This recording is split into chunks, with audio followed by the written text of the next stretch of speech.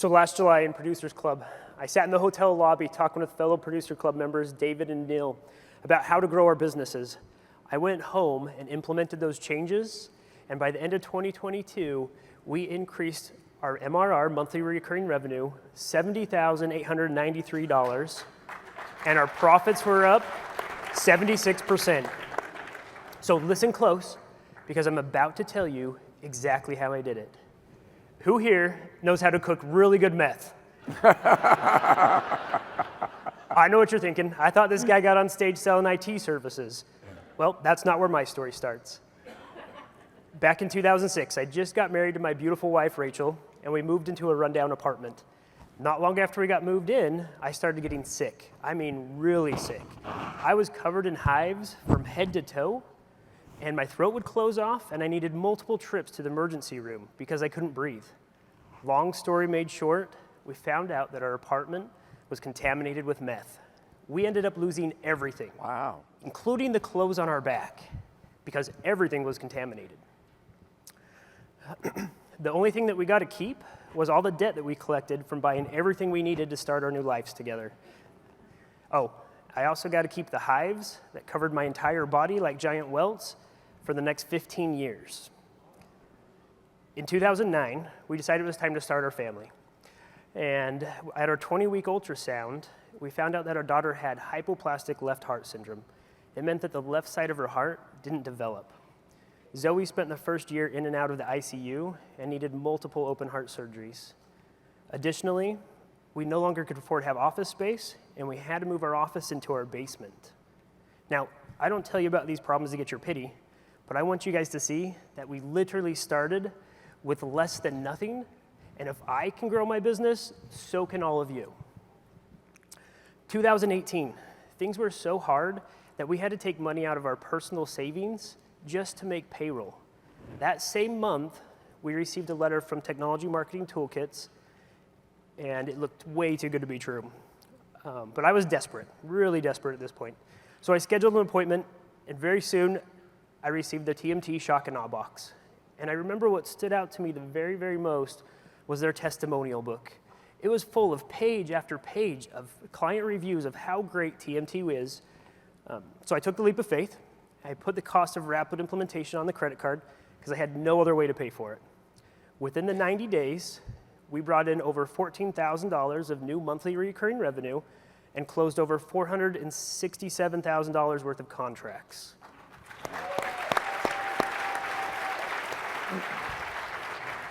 Every time we solve a problem, we grow, but we did encounter additional problems. We were sending out aspirin campaign letters, but the leads we were getting, they weren't qualified and they couldn't afford our services. It wasn't until the third time that I went to Rapid that I learned that we needed to clean our list better. By cleaning our list better, we were able to 3 times our marketing results with the same exact amount of effort. I gave a presentation on this back in January's Producers Club, and there are multiple people that are using this exact process and getting great results.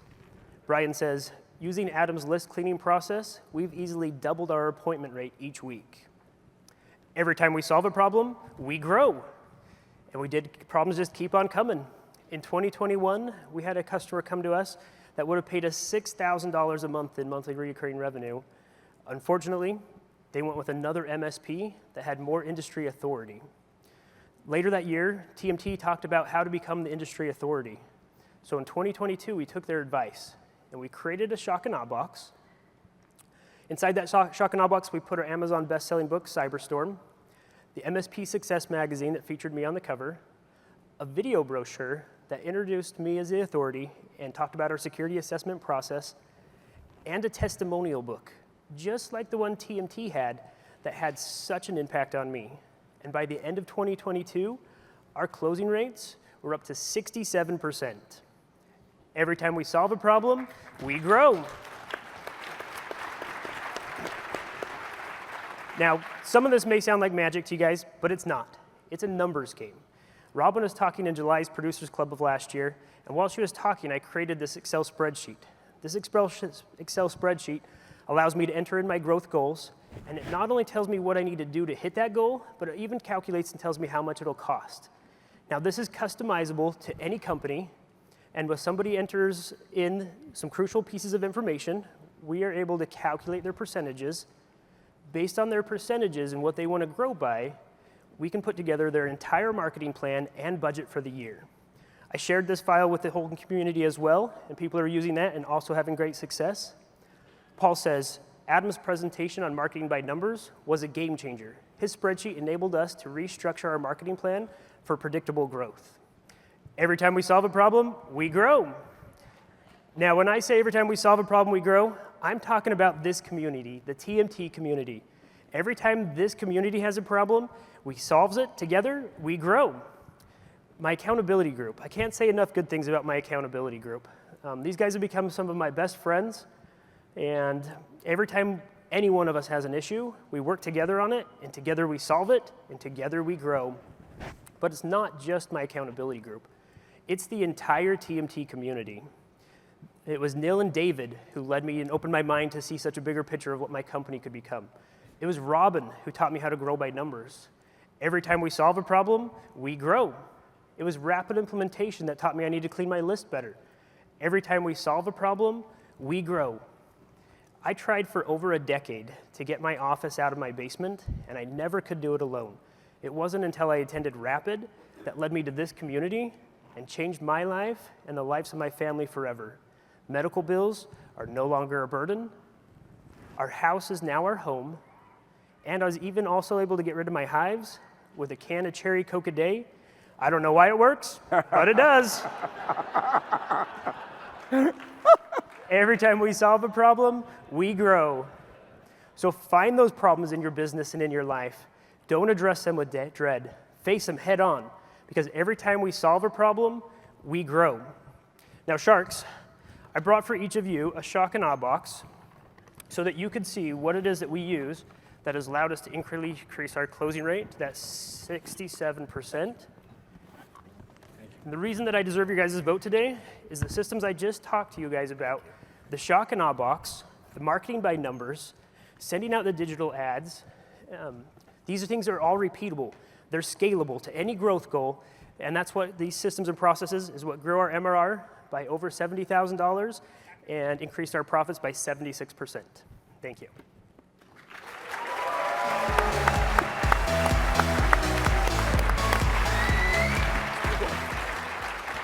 All right, can we set the clock at 7 minutes? It had an extra 6 minutes on it, please. So I have a question right out of the gate here.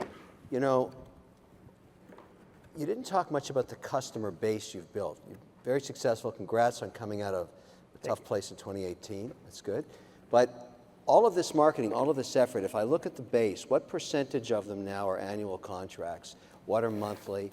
In other words, my question is, what's the quality of all of that work? What do you got in a customer base?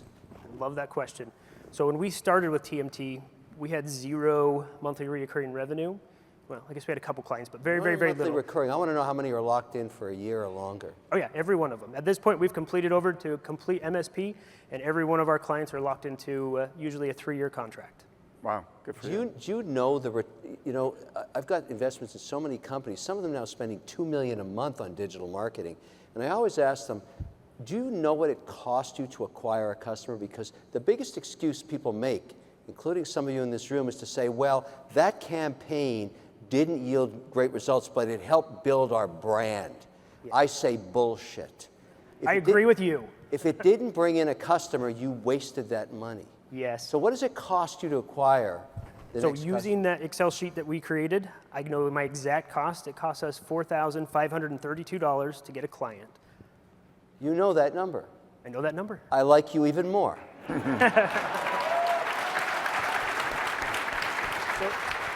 Adam, one question, just piggybacking on the previous question. What is your customer base like? Is it geographically focused, vertically focused? And the second part is, what is your pricing philosophy? How do you price, for gold, silver, bronze, machine, person?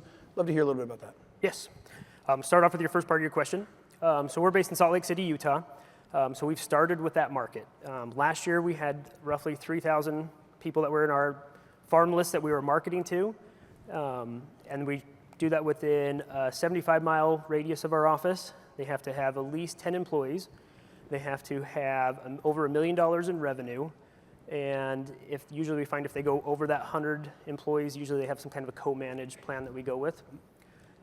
This year, we're doubling down on that, and we're taking everything we did last year, and we're trying to get our list up to that 6,000 and double down on everything that we did. And then second part of the question was what our plans look like. So we have a managed service plan. That's where most of our customers are on, is that plan. We do have a lower plan if they don't want to quite do that. We call it our Cyber Care plan.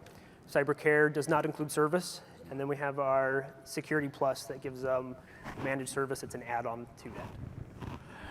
What, when you decided to clean the list, you said your conversion rate was what? And then you had to go further into it. Explain that further again, because because of the audio, I missed a little bit. No, you're good. So when we first started, we were sending out all these campaign letters. We were getting leads in, and we did that 3 times results. And what we did that off of was based off of the qualified leads that we were getting, because we were getting people that were coming in and they were interested in us, but they couldn't afford us. And so by us cleaning our list, we were getting the same number of leads, maybe a few more, but now they could afford us, and then they converted. And did you find that you improved the communication, the delivery of the services, or you found that you just went after more viable clients as you dug deeper into cleaning the list? I would say we have way more viable clients by cleaning our list, and so I think that was the main focus, was just to get in front of that right audience. Okay. And Adam, what software stack do you use to manage the customers? Talking about marketing or on the service Yeah, like when you side? sell a managed service for the devices, are you using Fred software? Like, no, but I'm You just really put me on the spot here. No, I'm just, where I'm really going with the question is, a lot of the software stacks, including your software stack, you can log into to make updates, to make patch. I mean, that's the whole beauty of the software stack. So I'm asking because you keep saying 75-mile radius. Multiple times you said the customer is my addressable market. And I'm wondering, why are you limiting yourself to 75 miles? Because if the value of you taking care of my network is you can log in, you can do the updates, you can update my antivirus, you can update all the other stuff, how often do you physically have to go on site? Those are all good questions. I feel like the point that you're trying to get to is, why are we not going bigger? And the big point is we have to start somewhere, and we started with nothing. We've built it to that 3,000. We'll build it to 6,000. That's probably our whole area that's in that market, and we can't grow any faster than that, and that's when we expand. So if we can do it close and regional, let's do it there. But as soon as we get our list built up, that's the plan. Right. Keep on growing, keep doubling down. I guess my question, I agree with you. You don't want to grow too fast. Sometimes. It's better to grow too fast than not grow at all. I will say that. But why, is there a comfort with geographic area? Is there just, we find that a lot of people like to have that FaceTime, so they like to have somebody that will come out and visit them once in a while. So we can do 99% probably of everything we do is remote, and the customers know that. Adam, you're a great presenter, first of all, and I think you're selling yourself short. I agree with you. People like the comfort of a regional business. You know, like, hey, are you guys local? Yeah. I mean, when I started my company, I'd fly to New York, and people say, are you local? And I say, I can be here once a week, right? Like, if the deal is big enough, I'll be local. You're a very, very good presenter. And I just think you got to go where the business is. You have a phenomenal business and, you know, a great story. Congratulations. So to further Robert's question is then, when you want to scale, can you replicate, you believe you could replicate that business and not have to physically show up? So our story, we got to a certain limit and we just thought we could grow by making our processes and our company maturity better without marketing. And we thought, oh, the business is just going to come. But it doesn't. Without marketing, the business doesn't come. So I feel like we are more mature on a process level than probably most companies that are our size. How many people have you hired to sell?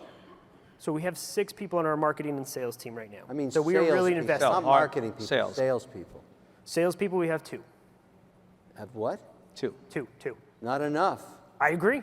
As soon as we get more money, we'll keep hiring them. We invest right now, last year we invested 12% into marketing, so it's higher than the average. This year, where we're trying to double down on everything, We're taking that up to 19%, but it'll only be there for a couple months, and then it'll drop back down as we're But bringing. why, I think Kevin has a good question. Why don't you have more salespeople? You know, I happen to come from another industry, and I think that's maybe why I'm here, because sometimes I look at it with a different lens. You know, the most successful store for a while in New York City was called Century 21. And I asked the guy, I said, why are you so successful? He said, well, you see what you see here more than anything else? I said, what? He said, registers. And he said, because the reason why, a lot of times people are dying to give you the money. They're standing online, they have their clothes, and then all of a sudden they go, I'll come back for it. Or a mother's there and the kid is crying, like, Jesus Christ, I can't take this, I'll come back. Or there is nobody at a register. He said, I will always take your money. Why are you not going out and having more registers instead if you have a viable product? That's a valid question. So I think that's the next step. We've got to keep just pushing it and doing everything that we can to keep pushing it. And I think You know, I think Robin's asking the same question. Yeah, Robin has a great business, but you're doing something that very few people do. I mean, we all go to all these seminars, people tell you how to do things, how to improve. Very few people actually leave the event and put it in place. You've executed, my friend. Yeah. You put together a spreadsheet. You're doing Yeah, it. you are doing it, man. All right? But, Yeah. but I think to Damon's point, the next step is I would just be more aggressive with the sales component. And I think you can continue to scale the marketing because you're obviously doing it. And you know, just take it with a grain of salt, because I had the same conversation with my wife, and she told me to sleep on the couch. So we know you've overcome a lot, and we just are excited for you. So we want you to So, just do in bigger that and better. answer of 2 salespeople, is one of them you? no. And Adam, you have the margins to do it. If You're you count me, then that'd be 3. So You're doing 20% margins, so you can keep your base. You can even lower your margin to invest. His more in EBITDA is sales to amazing. grow. You got good margins at your size. So Yeah. All right. great. Then we're good, guys? Thank you. thank you. All right. Congratulations.